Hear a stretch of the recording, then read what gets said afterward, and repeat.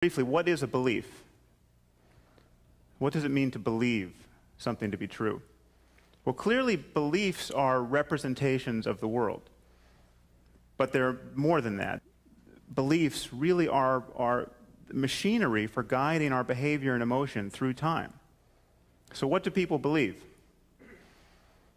Well, where I come from, in the US, 22% of the population claims to be certain, literally certain, that Jesus is going to come down out of the clouds and save the day sometime in the next 50 years. Certain. Another 22% think he probably will come back in the next 50 years. This is 44% of the electorate. These people not only elect our congressmen and presidents, they get elected as congressmen and presidents. This should be terrifying to all of us. You take another effect of religious dogmatism in my own country. We have college-educated politicians resisting stem cell research, probably one of the most promising lines of research in biology to generate medical therapies, is being impeded by this medieval notion that the soul enters the zygote at the moment of conception, and therefore blastocysts in a petri dish, literally undifferentiated clumps of cells. The interests of these cells trump the interests of 8-year-old girls with diabetes or 40-year-old men with Parkinson's.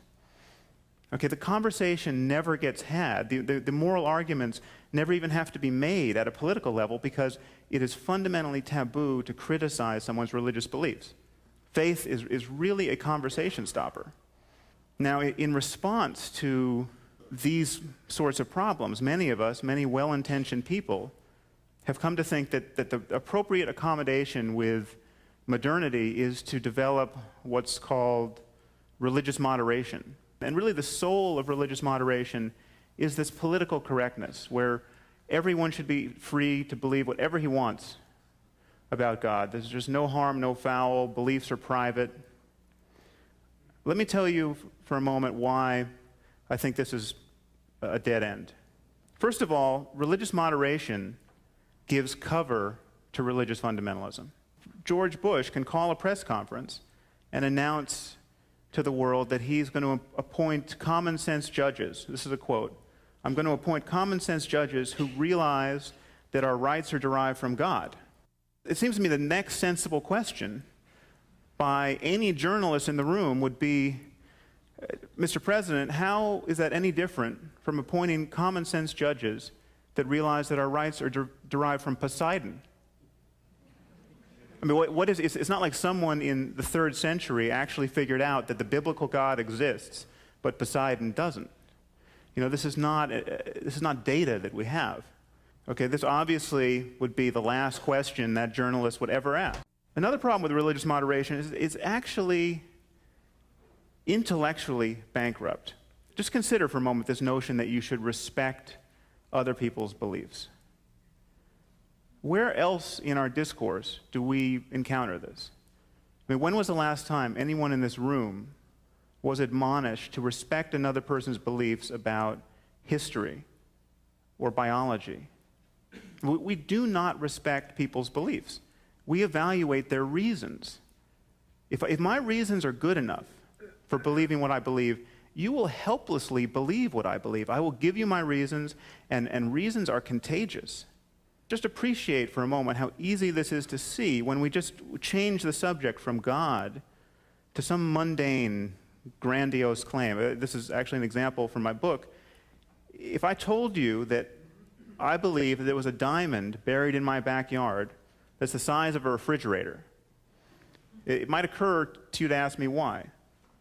If in response I gave the kinds of answers you hear from religious moderates, so I said things like, well, this belief actually gives my life a lot of meaning. Or, I wouldn't want to live in a universe where there wasn't a diamond buried in my backyard that's the size of a refrigerator. It's pretty clear that responses of this sort are deeply inadequate. They're worse than that. They are the responses of a lunatic or an idiot. You change the subject to religion, to the moral demands of an invisible superintelligence to what happens after death, and all bets are off. Then you can say anything you want. Another problem with religious moderation is that it's not only intellectually bankrupt, it is theologically bankrupt. Because the fundamentalists have actually read the books, and they're right about them. These books are every bit as intolerant, every bit as divisive as the Osama bin Ladens of the world or the Jerry Falwells of the world suggest. And I'm not necessarily equating the two of them in moral terms.